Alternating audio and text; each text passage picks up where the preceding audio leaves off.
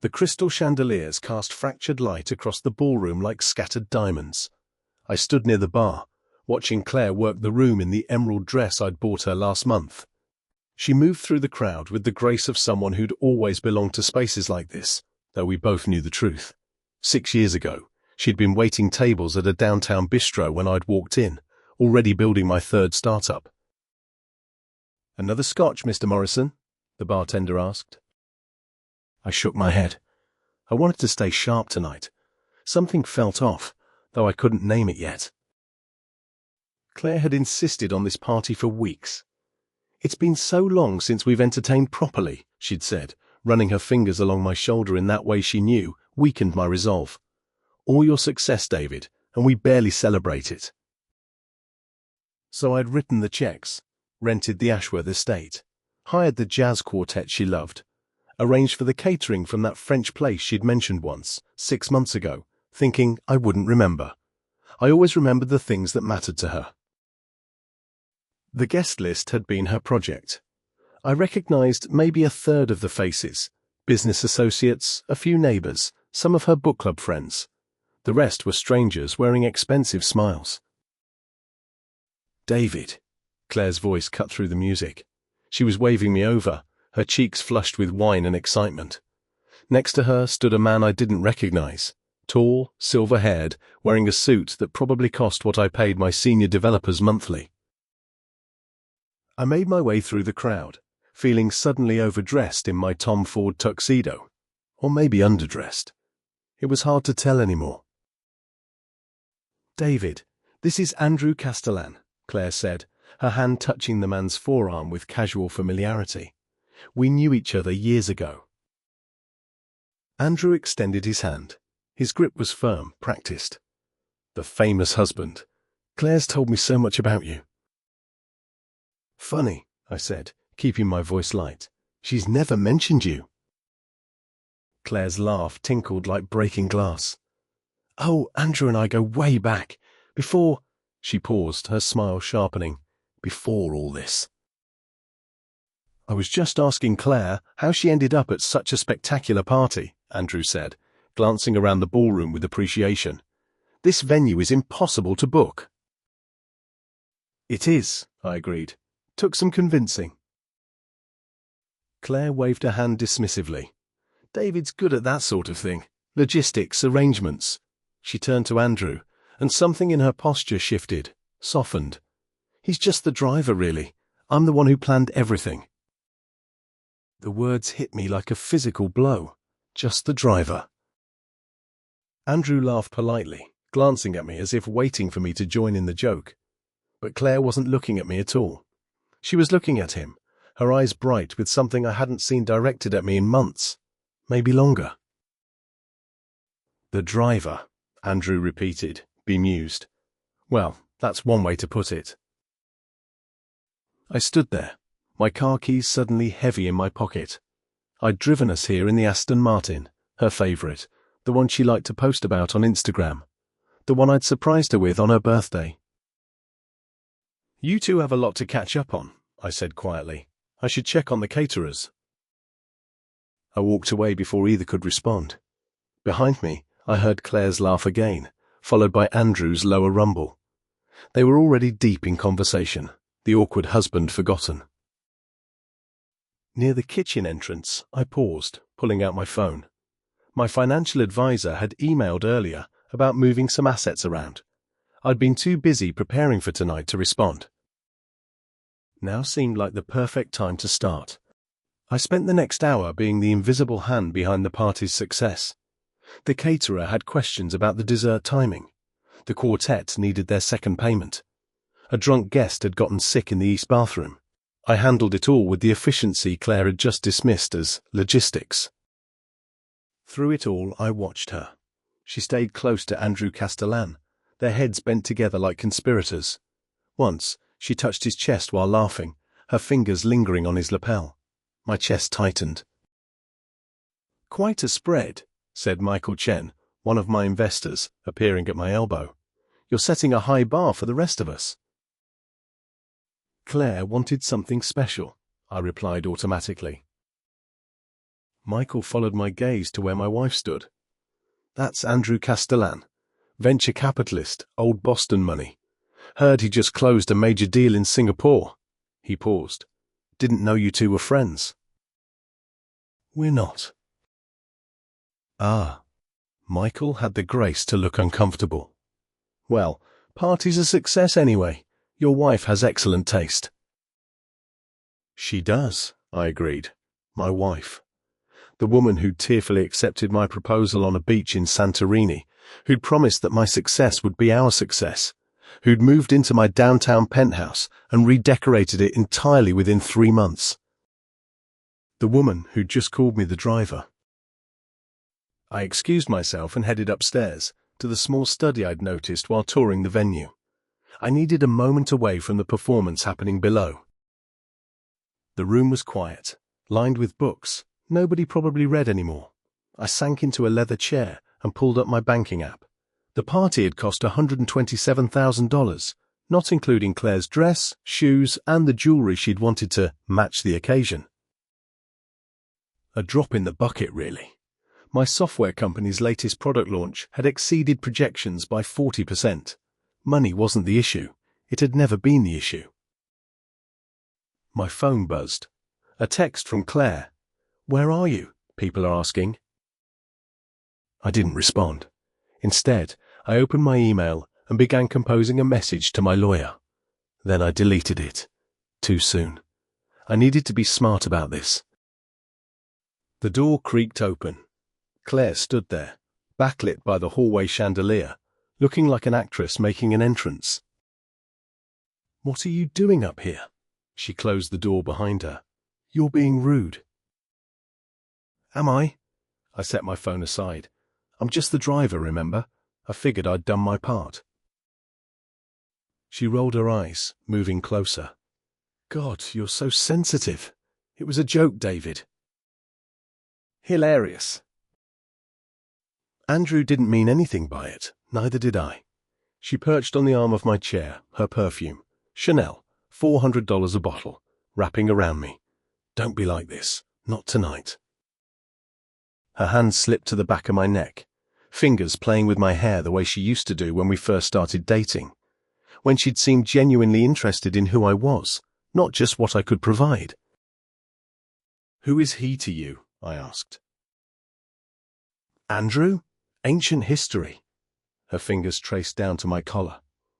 We dated briefly years ago, before I met you, before I knew what I really wanted. And what do you really want? She leaned in, her lips brushing my ear. This, us, everything we've built together. Her mouth found mine, insistent and familiar. For a moment, I let myself fall into it. The warmth, the promise, the illusion that we were still the couple who'd laughed over cheap wine in my first apartment. But then I pulled back. Everything we've built? Claire, I built this. The company, the penthouse, the life you're living. I built it. Her expression cooled. Is that what you think? That I'm just some accessory to your success? You call me the driver. It was a joke. Jokes reveal truths. She stood abruptly, smoothing her dress. You're being paranoid and embarrassing. She headed for the door, then paused. Andrew asked about our portfolio. I mentioned we might be interested in his new fund. No. She turned back. What? No, we're not investing with your ex-boyfriend. He's not, she caught herself. It's a good opportunity. He's brilliant with money. So am I. That's why we have money for him to be brilliant with. Her jaw tightened. When did you become so controlling? I'm not controlling. I'm just tired of being invisible in my own marriage. For a long moment, we stared at each other across the antique rug. Below us, the party continued. My money, her guests, our deteriorating illusion of partnership. Fine, she said finally. Stay up here and sulk. I have guests to entertain. She left, the door clicking shut with quiet finality. I sat in the silence, then picked up my phone and sent 3 emails. One to my lawyer, one to my accountant, one to my business partner.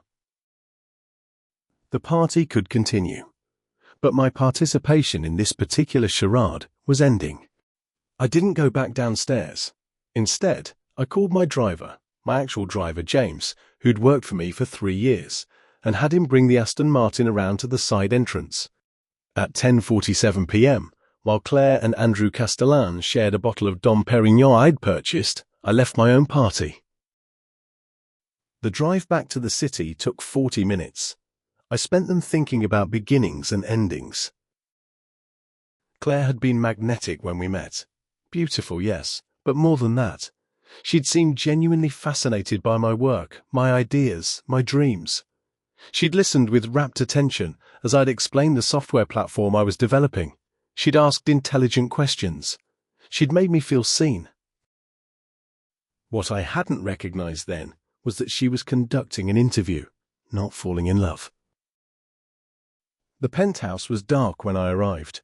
I poured myself a real scotch, the $300 bottle I saved for actual celebrations, and sat by the floor-to-ceiling windows overlooking the city, my city, the place where I'd arrived 15 years ago with a computer science degree and $3,000 in savings.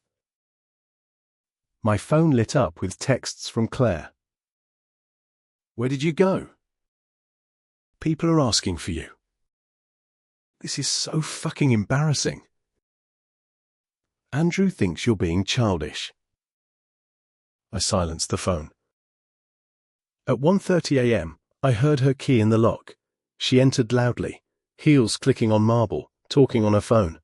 "No, he's just in one of his moods. You know how engineers can be." A pause.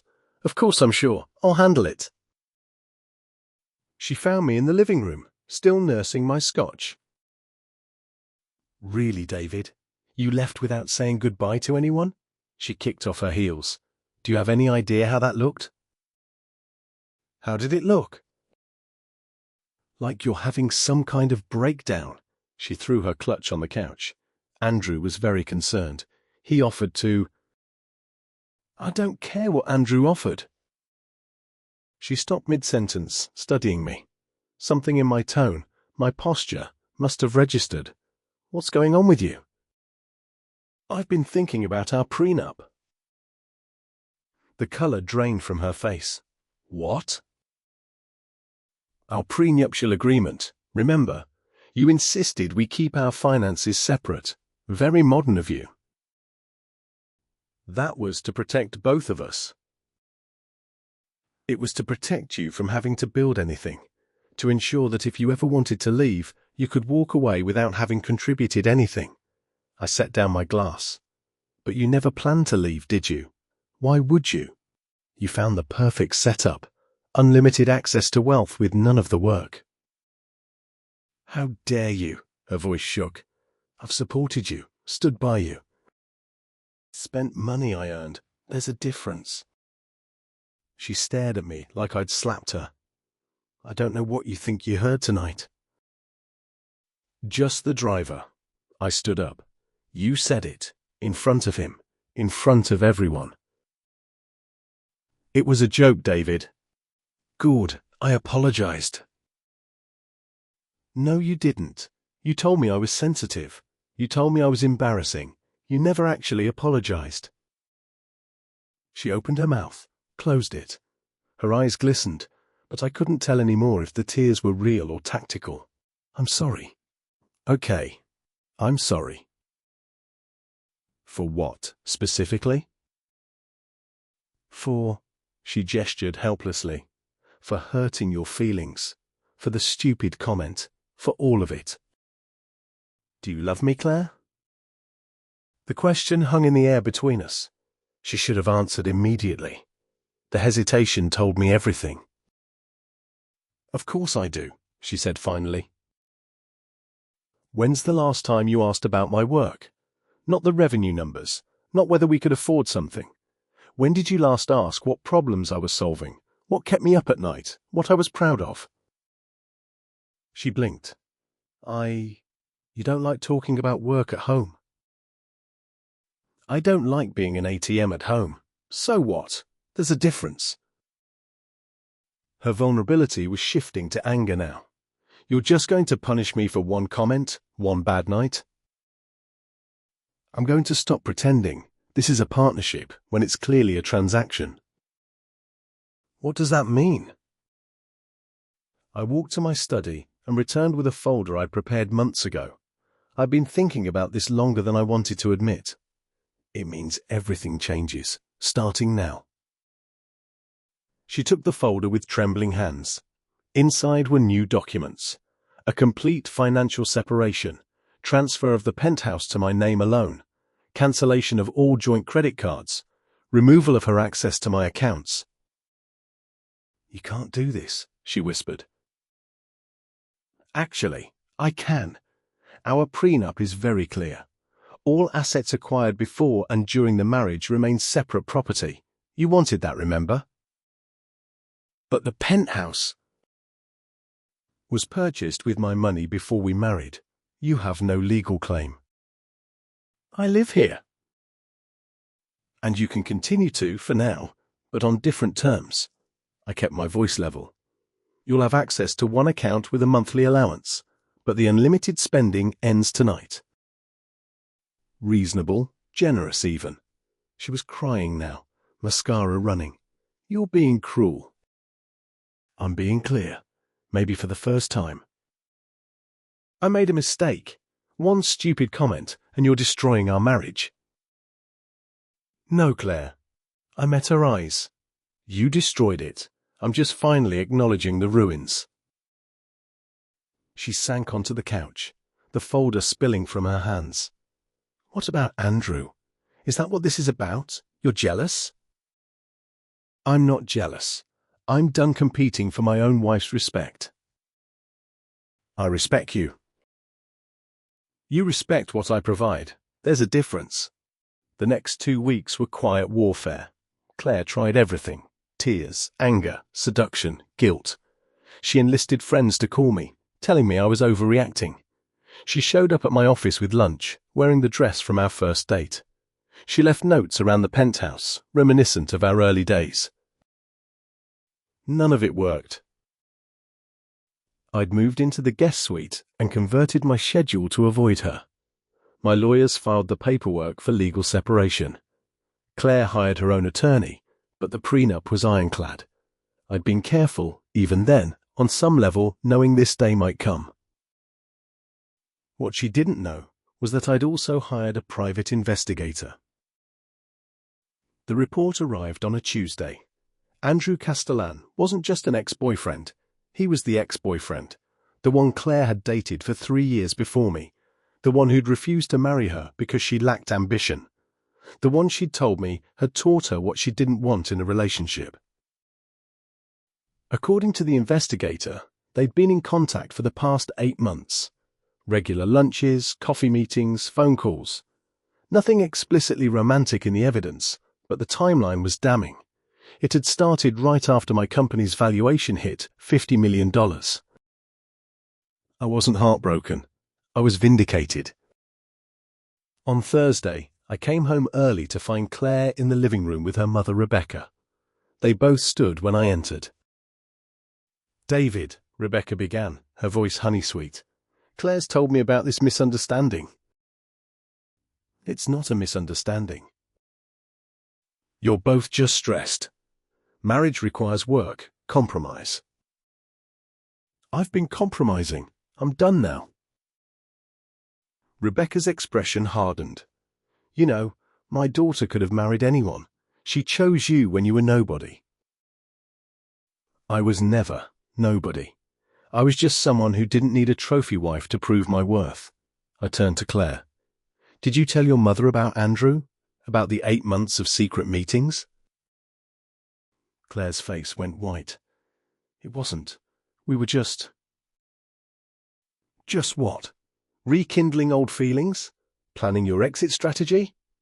I pulled out my phone and showed them both a photo the investigator had captured, Claire and Andrew, hands clasped across a table at an expensive restaurant 3 weeks ago. You had me followed? Claire's voice was barely a whisper. I protected my interests, something I should have done better from the start. Rebecca grabbed her purse. Come on, Claire. We don't need to stay here and be insulted. Actually, Claire does need to stay here, I said calmly. It's still legally her residence. But Rebecca, you're welcome to leave. After her mother departed, Claire and I stood in the silence of the penthouse that had become a prison for us both. Are you going to file for divorce? She asked finally. Do you want me to? She looked away. I don't know what I want anymore. Yes, you do. You want the life without the person. You want the money without the marriage. I moved to the window. The question is whether you're brave enough to admit it. That night, she slept in the master bedroom while I remained in the guest suite. Around 2 a.m., I heard her crying through the walls. Part of me, the part that had loved her once, that maybe still loved the idea of her, wanted to go to her. But I didn't. The next morning, I found her packed bags by the door. I'm going to stay with my mother for a while, she said, not meeting my eyes. I need to think. Okay. That's it? Just okay? What do you want me to say, Claire? That I'll take it all back? That we can pretend tonight never happened? I kept my voice gentle. We both know it's too late for that. She nodded, tears streaming down her face. I did love you, you know, in the beginning. I know. When did it change? I don't know. Maybe when the love became comfortable, when the effort felt optional. I picked up one of her bags. I'll help you carry these down. In the elevator, she turned to me. What if I ended things with Andrew? What if I promised to be better? Claire, you're not hearing me. This isn't about Andrew. This is about the fact that you needed Andrew, needed something, someone, to remind you that I existed as more than a bank account. The elevator doors opened. James was waiting with the car. Where will you go? I asked, as he loaded her bags. My mother's first, then, I don't know. Maybe back to Boston, start over. She looked up at me, mascara smudged, still beautiful in her brokenness. Will you be okay? The question surprised me. Yeah, I will. She kissed my cheek, a ghost of intimacy. I'm sorry I wasn't who you needed. I'm sorry I couldn't be enough for you to want to try. I watched the car pull away, carrying my wife toward whatever came next. Then I went back upstairs to the penthouse, my penthouse, and started planning my own future.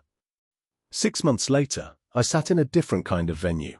Not a rented ballroom, but a community centre in the neighbourhood where I'd grown up. I'd sold the penthouse and bought a smaller place in Brooklyn, close to the office I'd opened to mentor young entrepreneurs from low-income backgrounds. The divorce had been finalised last month. Claire got the generous settlement I'd offered, not because I had to, but because holding on to anger felt like carrying stones.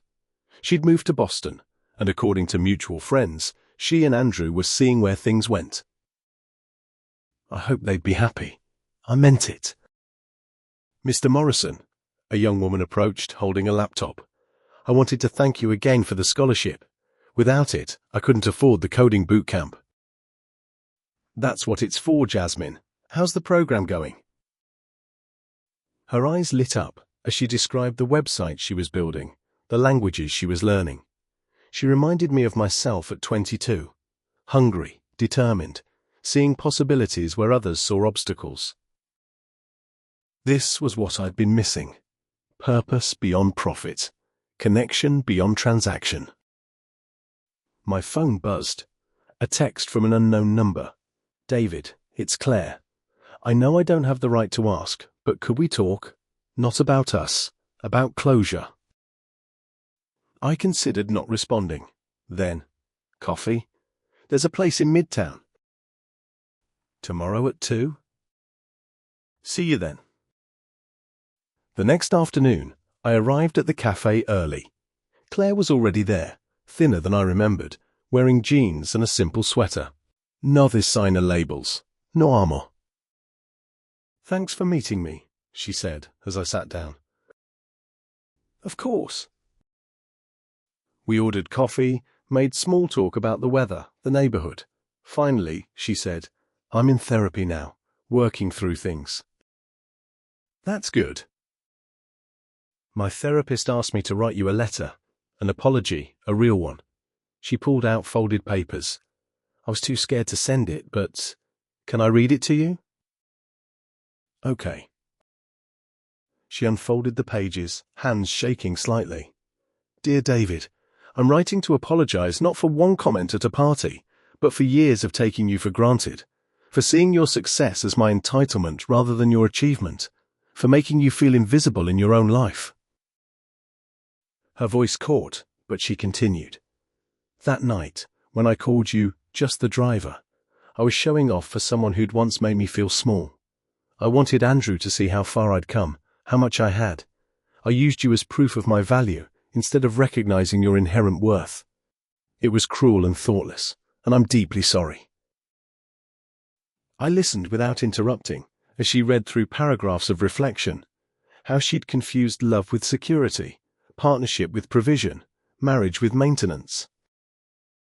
"I don't expect forgiveness," she finished. "I just needed you to know that I see it now. What I had, what I threw away." She folded the papers. "You weren't just the driver, David. You were the whole journey, and I was too busy looking in the rearview mirror to appreciate where we were going." "Thank you for that," I said, genuinely. "Are you happy now?" I thought about it. Happier. I'm building something that matters beyond revenue, helping people who remind me why I started all this. I paused. "Are you?" "Getting there. Andrew and I didn't work out. Turns out I was right the first time about what I didn't want." She smiled sadly. "I'm teaching yoga now, believe it or not. Making enough to pay my rent and eat. It's humbling." "It's honest." "It is." She looked at me directly. "I saw the article about your mentorship program. It's beautiful work." "It's important work." We finished our coffee, the conversation flowing easier than it had in years. At the door, she hugged me, brief, bittersweet. "Take care of yourself, David." "You too, Claire." I watched her walk away down the street, disappearing into the crowd. No dramatic exit this time. Just two people who'd loved imperfectly, learning to forgive and move forward. My phone rang. Jasmine, excited about a job interview she'd landed at a startup. I answered with a smile, already walking toward the subway. 6 years ago, Claire had called me just the driver at a party I'd paid for. She'd been wrong, but not in the way she thought. I wasn't diminished by the role. I was freed by finally understanding that I'd been driving toward the wrong destination. Now, I was steering towards something better. Not a relationship that needed my money to survive, but a life that needed my purpose to thrive. The door she'd imagined closing had actually opened onto a wider road. And I was finally, truly driving myself home. The end of Chapter 5.